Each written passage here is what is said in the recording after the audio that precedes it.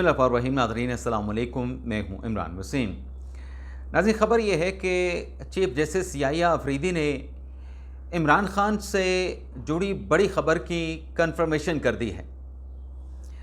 अब ये इमरान ख़ान से मुतल्लिक़ा ख़बर क्या है जिसकी तस्दीक चीफ जस्टिस की तरफ से आई है, एक तो इस बड़ी ख़बर की डिटेल आपके साथ हम शेयर करेंगे और इसके अलावा हमारे वीडियो लॉग की जो दीगर अहम ख़बरें हैं जिनकी हेडलाइन, जिनके टाइटल्स थंबनेल पे आप नाज़रीन ने पढ़े हैं, उन ख़बरों की तफसीलात पर भी बात होगी।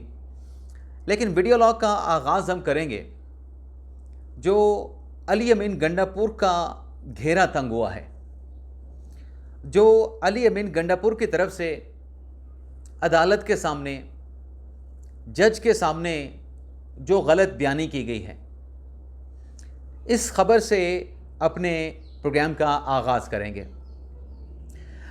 नाज़रीन, आप जानते हैं कि जो गंडापुर साहब के ख़िलाफ़ इस्लामाबाद की डिस्ट्रिक्ट कोर्ट में असलहा और शराब बरामदगी का जो मुकदमा है, जिसमें कल जज मुबशर हसन चिश्ती साहब ने गंडापुर के वारंट जारी कर रखे हैं। ना सिर्फ वारंट जारी कर रखे हैं बल्कि पुलिस को हुक्म दे रखा है कि गंडापुर को गिरफ़्तार करके कल 29 जुलाई को अदालत में पुलिस ने पेश करना है। तो इस गिरफ़्तारी के डर से अब KPK से तो उनको कोई गिरफ़्तार नहीं कर सकता, लेकिन ये डर, ये खौफ गंडापुर साहब के सर पे सवार था कि इस्लामाबाद की हदूद में शायद पुलिस की तरफ से धरना लिया जाए, गिरफ़्तार ना कर लिया जाए। तो गंडापुर साहब ने पेशावर हाई कोर्ट से रिजू किया और पेशावर हाई कोर्ट में जो उनके अरेस्ट वारंट थे उसको चैलेंज किया गया। अब आप ये देखें कि जो 2 रुकनी बेंच था पेशावर हाई कोर्ट का, जस्टिस एजाज अनवर और जस्टिस खुर्शीद इकबाल इस बेंच में शामिल थे।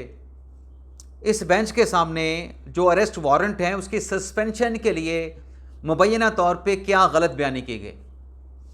गंडापुर साहब के वकील ने कहा कि जो अदालत ने नोटिस जारी किया है असला बरामदगी और शराब बरामदगी केस में, उस नोटिस का गंडापुर साहब के वकील ने कहा कि हमें इल्म ही नहीं था, ना हमें अरेस्ट वारंट का इल्म था, ना हमें अदालती तारीख़ का इल्म था। तो लिहाजा मेहरबानी करें, अदालत से कहा गया गंडापुर साहब अदालत में पेश होना चाहते हैं तो उनके अरेस्ट वारंट को सस्पेंड कर दें और पुलिस को गिरफ़्तारी से रोक दें।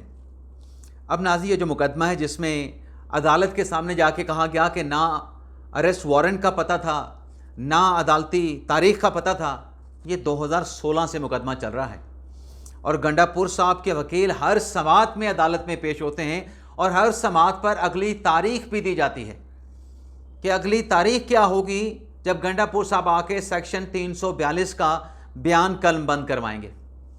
पेशावर हाई कोर्ट ने मेहरबानी की, गंडापुर साहब के वकील की बात मानते हुए अरेस्ट वारंट सस्पेंड कर दिए, लेकिन साथ में डायरेक्शन जारी कर दी कि अरेस्ट वारंट तो हम सस्पेंड कर रहे हैं, लेकिन कल जो डिस्ट्रिक्ट कोर्ट है मुतल्लिका मजिस्ट्रेट जज के सामने गंडापुर साहब पेश हो जाएं।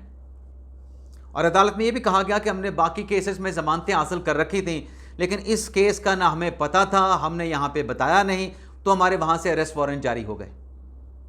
अब नाज़रीन, अगर पाकिस्तान का जुडिशल सिस्टम अगर सेंट्रलाइज हो, अगर जुडिशल सिस्टम सेंट्रलाइज हो, तो इस तरह की जो गलत बयानी आज कमरे अदालत में पेशावर हाई कोर्ट के सामने की गई, ये गलत बयानी करना नामुमकिन हो जाएगा। क्योंकि एक क्लिक पे आपने सिर्फ कमांड डालनी है कि वहाँ पे क्या कहा गया, क्या बताया गया, तो दूसरी कोर्ट में वो चीज़ जो है वो आश्कार हो जाएगी। क्योंकि हमारा निज़ाम सेंट्रलाइज नहीं है, तो इसलिए एक कोर्ट में कोई बात कर ली, दूसरी कोर्ट में कोई और जाके बात कर ली कि वहाँ पे हमने कुछ नहीं फ़ाइल किया, यहाँ पे हमारे इल्म में नहीं था, तो इस तरह से अपना मकसद जो है वो निकाल लिया जाता है। लेकिन बहरहाल पेशावर हाई कोर्ट के इस प्रोसीडिंग के ज़रिए ये तो क्लियर हो गया है कि अब गंडापुर साहब को कल अदालत में पेश होना पड़ेगा, पेश होकर अपना सेक्शन 342 का बयान कलमबंद करवाना पड़ेगा। और हो सकता है टाल मटोल से काम लेने की अटेम्प्ट भी हो सकती है, कोशिश भी हो सकती है कि बयान की तैयारी के लिए, बयान कलमबंद कराने के लिए एक दिन की या एक समात की मोहलत दी जाए, ये भी हो सकता है। अगली खबर नाज़रीन ये है, अब यहाँ पर भी गंडापुर साहब अदालत में पेश नहीं हो रहे थे, और ये सिर्फ एक वाक़या नहीं, सरगोदा में जो 9 मई का मुकदमा है वहाँ पर 51 मुल्ज़मान ATC अदालत में मियांवाली में 9 मई को तोड़ फोड़ के केस में, जलाओ गिराव के केस में एक भी बंदा पेश नहीं हुआ। अदालत ने 51 के 51 PTI के जो वर्कर हैं, जो कारकुनान हैं, जिसमें PTI के रहनुमा भी हैं, अपोजिशन लीडर जनाब मलिक अहमद ख़ान भच्चर साहब, इन सब के वारंट निकाल दिए हैं, इन सब के अरेस्ट वारंट जारी किए गए हैं। और ना सिर्फ इनके अरेस्ट वारंट जारी किए गए 51 PTI के कारकुनान के, बल्कि इसके साथ साथ जो उमर अयूब साहब हैं उनके खिलाफ इश्तिहारी करार देने की कार्रवाई का आगाज़ कर दिया गया है, और इस केस की समाअत को भी 29 जुलाई तक यानी कल तक मुलतवी किया गया है। सरगोदा, फैसलाबाद और बाकी जहाँ जहाँ भी 9 मई के मुकदमात हैं नाजरीन, उन मुकदमात में तेज़ी देखने को मिल रही है। लेकिन ये जो तेज़ी है इसका 5 अगस्त की पाकिस्तान तहरीक इंसाफ के साथ, तहरीक के साथ कोई ताल्लुक़ नहीं है। क्यों ताल्लुक़ नहीं है? पाकिस्तान तहरीक इंसाफ कहती थी कि हमें पेशियां भुगतने पे, अदालतों की ठोकरें खाने पे मजबूर किया गया है। एक शिकवा था कि लंबी तारीखें डाली जाती हैं, एक शिकवा था कि रोज़ाना समाअत होती है। तो चीफ जस्टिस याहिया अफरीदी साहब ने 4 माह के अंदर इन केसेस को कंक्लूड करने की डायरेक्शन दी थी। अब ये जो डायरेक्शन है, इस डायरेक्शन से मुतल्लिक अगली खबर आपके साथ शेयर करें कि मलिक अहमद ख़ान भच्चर साहब एक केस में तो कन्विक्ट हो चुके हैं, PTI के और रहनुमा भी कन्विक्ट हो चुके हैं, PTI के वर्कर भी कन्विक्ट हो चुके हैं। अब नाज़रीन ये हुआ है कि जो पंजाब असम्बली में तहरीक इंसाफ के डिप्टी अपोजिशन लीडर हैं जनाब मोइन रियाज कुरैशी साहब, उनकी तरफ से 4 सफ़ात का letter chief justice Yahya Afridi साहब को लिखा गया है। अब खुद उस ख़त में क्या कहा गया है? उस ख़त में कहा गया है कि जो 9 मई है, 9 मई के केसेस में आप इंडल्ज करें, आप मुदाखलत करें, हमें बचाएं। 9 मई के फ़ैसले अदालतें बड़ी तेज़ी के साथ समाअत करके फ़ैसले सादर फरमा रही हैं। चीफ जस्टिस याहिया अफरीदी साहब हमें इन फ़ैसलों से बचा लें। इस लेटर में कहा गया है कि 9 मई के केसेस की समाअत में गैर मामूली तेज़ी की शिकायत हैं। ये मुकदमे सियासी इंतकाम के लिए 9 मई के हमारे ख़िलाफ़, हमारे लोगों के ख़िलाफ़ बनाए गए, और चीफ जस्टिस से 6 इस्तदाएँ की गई हैं, 6 दरख्वास्तें इस लेटर में की गई हैं। एक ही कहा गया है कि पंजाब भर में जो 9 मई के केसेस का ट्रायल चल रहा है, इनका जायज़ा लेने के लिए judicial commission, judicial mechanism constitute करें, बनाएं। दूसरा कहा गया है कि जो अदालती कार्रवाई है उसके औकात कार ऐसे हैं कि सुबह से लेकर रात गए तक समाअत होती रहती है, तो यकीनी बनाएं। चीफ जस्टिस याहिया अफरीदी से दरख्वास्त की है कि अदालती औकात कार के अंदर ही प्रोसीडिंग मुकम्मल की जाए, उसके बाद समाअत ना की जाए। और तीसरा कहा गया है कि पसंद के वकील की खिदमात हासिल करने को भी यकीनी बनाया जाए। अब अगर वकील साहब पेश ना हों तो अदालत क्या करती है? सरकारी वकील का बंदोबस्त कर देती है। यहाँ से उस सरकारी वकील के बंदोबस्त से बचने के लिए चीफ साहब के नॉलेज में ये लाया गया है कि हमें तो मनपसंद मर्जी का वकील नहीं करने दिया जाता। और चौथा कहा गया है कि अदालती कार्रवाई को मीडिया आवाम के लिए पब्लिक किया जाए, क्योंकि जेल में ट्रायल हो रहा है, तो जैसे आम अदालत में मीडिया की, आवाम की एक्सेस होती है, जेल में वैसे एक्सेस नहीं होती। एक्सेस होती है लेकिन बहुत कम होती है। पाँचवा कहा गया है कि जो प्रोसीजर है अदालती कार्रवाई का, ट्रायल का, उसको अब्यूज़ किया जा रहा है, उसकी तहकीकात की जाए। और छठा कहा गया है इस सारे मामलात की अदालती प्रोसीजरल की नज़रसानी की जाए, इसको रिविज़िट किया जाए। अब नाज़रीन, deputy opposition leader Punjab assembly Moin Riaz Qureshi sahab ने लेटर तो लिख दिया, लेकिन ये लेटर गलत फोरम पे लिखा गया है। चीफ जस्टिस याहिया अफरीदी इस लेटर पे कुछ नहीं कर सकते, उनके पास कोई अख्तियार नहीं है। अब आप पूछेंगे भी क्यों अख्तियार नहीं है? आपके जहन में 26वीं तरमीम का क्वेश्चन आ जाएगा। इस मामले का 26वीं तरमीम के साथ कोई ताल्लुक़ नहीं। 26वीं तरमीम से पहले और 26वीं तरमीम के बाद भी सुप्रीम कोर्ट और हाई कोर्ट अलग अलग आईनी अदालतें हैं। सुप्रीम कोर्ट का हाई कोर्ट पे डायरेक्टली आईनी तौर पे कोई अख्तियार नहीं है। हाई कोर्ट्स इंडिपेंडेंट हैं, आज़ाद हैं, उनकी अपनी जुरिस्डिक्शन है, उनके अपने आइनी और कानूनी अख्तियारात हैं जिसमें सुप्रीम कोर्ट मदाखलत नहीं कर सकती। हाँ, हाई कोर्ट के फैसले के खिलाफ अपील पे फैसला करने की सुप्रीम कोर्ट मजाज है, बाख्तियार है, आइनी तौर पे एम्पावर उसको किया गया है। अब मुझे ये लगता है, अब ये जो इन्होंने एतराज़ात उठाए हैं, इन एतराज़ात को मैं इस पर कुछ नहीं कमेंट कर रहा, लेकिन मैक्सिमम इसमें ये हो सकता है कि ये जो लेटर है, इसे letter chief justice Yahya Afridi की जानिब से जो लाहौर हाई कोर्ट के मुतलका जज हैं, मॉनिटरिंग जज हैं ATC अदालतों के, उनको भिजवा दिया जाएगा। लाहौर हाई कोर्ट के रजिस्ट्रार को भिजवा दिया जाएगा। वहाँ पे जो फैसला करना होगा मुतलका फोरम करेगा। तो देखते हैं चीफ साहब इस पे क्या करते हैं।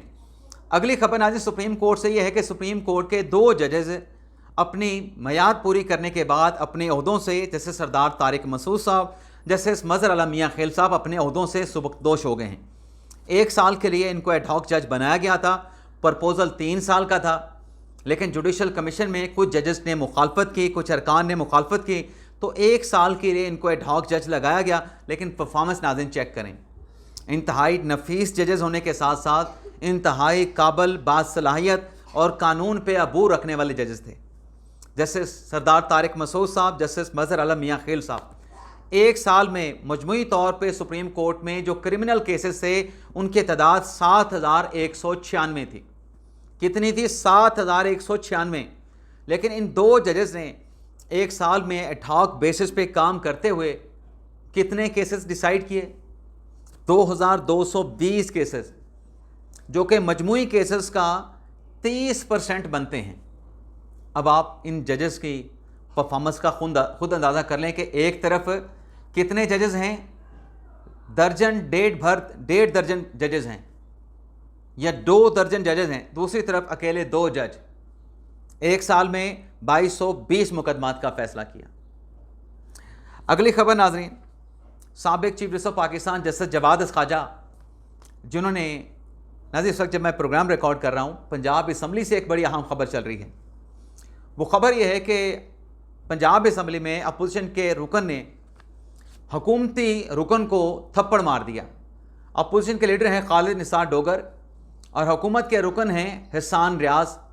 तो खालिद डोगर ने हसान रियाज को थप्पड़ मारा है, जिस पर पंजाब असम्बली में हंगामा आराई जारी है। 5 मिनट के लिए इजलास मुलतवी कर दिया गया है। लेकिन नाज़रीन इंतहाई अफसोसनाक है, आप अपने अवाम को, मुल्क को रिप्रेजेंट कर रहे होते हैं, आपको वहाँ पे बोलने का पूरा मौका दिया जाता है, लेकिन ज़ुबान से बात होनी चाहिए, ये हाथापाई नहीं होनी चाहिए। अभी पिछले दिनों भी 26 अरकान को सस्पेंड किया गया था, मिन्नत समाजत करके वो 26 अरकान बहाल हुए हैं। और इसके अलावा कुछ PTI के अरकान से कामा कमेटियों की चेयरमैनशिप वापस ले ली गई थी, उसकी चेयरमैनशिप अभी रिस्टोर कराना बाकी है कि अब फिर अपोजिशन ने ये काम किया है।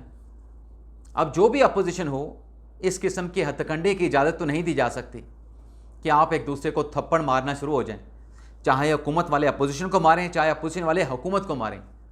ये जहालत है, जो भी करे वो जहालत है। मैं सबको कंडेम करूँगा। तशद्दुद तो जो भी करे उसकी मुज़म्मत होनी चाहिए।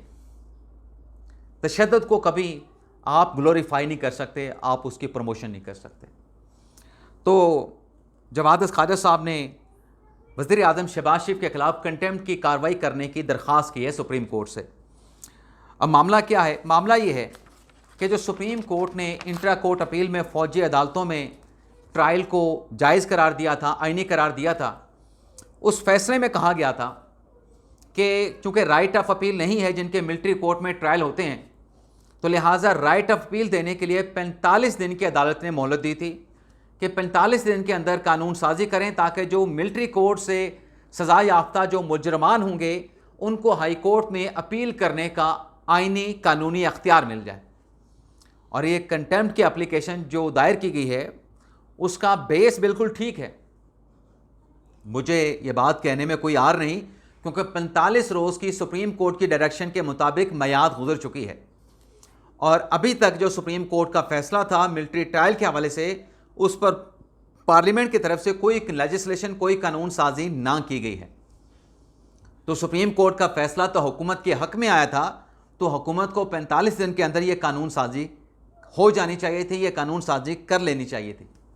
लेकिन शायद अब चूँकि कंटेम्प्ट की एप्लीकेशन आ चुकी है तो अब भी वक्त नहीं गुजरा है, अब भी हुकूमत ये कानून साजी कर सकती है। दूसरी तरफ जब जवाद ख्वाजा साहब उस फैसले पर अमल दरामद मांग रहे हैं, एक और भी अहम सवाल है कि जब आप 7 मई के मिलिट्री कोर्ट के फैसले को एक्सेप्ट कर रहे हैं कि उसमें 45 रोज़ के अंदर राइट ऑफ अपील दिया जाए, तो फिर जवाद ख्वाजा साहब ने जो नज़रसानी की दरख्वास्त दायर कर रखी है कि 7 मई के फैसले पर नज़रसानी की जाए, उसकी फिर क्या आइनी और कानूनी हैसियत बचती है? जब आप 7 मई के फैसले पे अमल दरामद करवा के वज़ीर आज़म के ख़िलाफ़ कंटेम्प्ट चाहते हैं कि वो फ़ैसला उस पर अमल दरामद नहीं हुआ तो वज़ीर आज़म के ख़िलाफ़ तौहीन अदालत की कार्रवाई करें।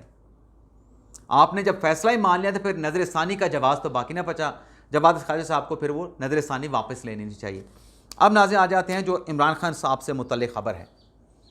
नाज़रीन, जो 9 मई के केसेस में इमरान खान साहब ने 8 अपीलें फ़ाइल की थीं, वो 8 अपीलें समाअत के लिए मुकर्रर कर दी गई हैं। कल चीफ जस्टिस याह्या अफरीदी की सरबराही में 2 रुकनी बेंच, जिसमें याह्या अफरीदी साहब हैं और जस्टिस शफ़ी सदीकी साहब हैं, वो इस केस की समाअत करेंगे। अब इस समाअत से पहले मैंने आपके साथ जो 2 दिन पहले ख़बर शेयर की थी कि 3 बेंच हैं सुप्रीम कोर्ट में, याह्या अफरीदी साहब का, मंसूर अली शाह साहब का और अमीनुद्दीन खान साहब वाला बेंच। और मैंने ये बताया था कि मंसूर अली शाह साहब के बेंच में अपीलें नहीं लग सकती, ये अपीलें या तो अफरीदी साहब के बेंच में लगेंगी या फिर अमीनुद्दीन खान साहब के बेंच में लगेंगी।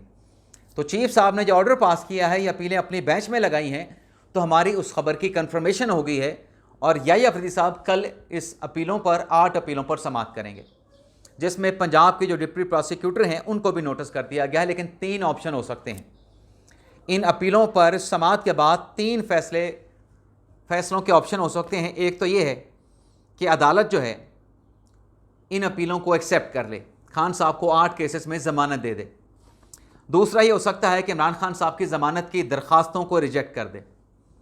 तीसरा रास्ता ये हो सकता है कि अदालत ये हुक्म दे कि इमरान खान साहब जो 3 टेस्ट होने थे, photogrammetry test, voice matching test और इसके अलावा एक पॉलीग्राफिक टेस्ट, इमरान खान साहब ये टेस्ट करवाएं।